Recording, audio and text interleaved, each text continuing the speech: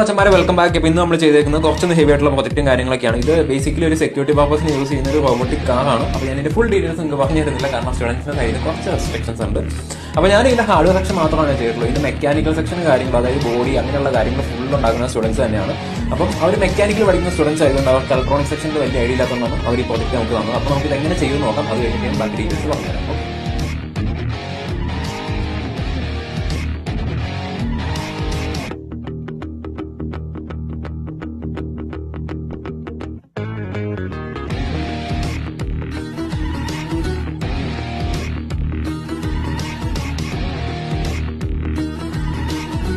അപ്പോൾ അച്ഛന്മാരെ ഞാൻ ഇതിനകത്ത് യൂസ് ചെയ്യുന്ന കമ്പോണൻസ് എന്ന് പറയുന്നത് ജോൺസന്റെ ഗിയർ മോട്ടറാണ്. 4 DC gear motor 200 RPM use ചെയ്യുന്നുണ്ട്. അതിന് പറ്റിയിട്ടുള്ള 2 മോട്ടർ ഡ്രൈവർ 43 ആംസിന്റെ നല്ല ഹൈ കറന്റ് ആയിട്ടുള്ള 2 മോട്ടർ ഡ്രൈവേഴ്സ് യൂസ് ചെയ്തിട്ടുണ്ട്.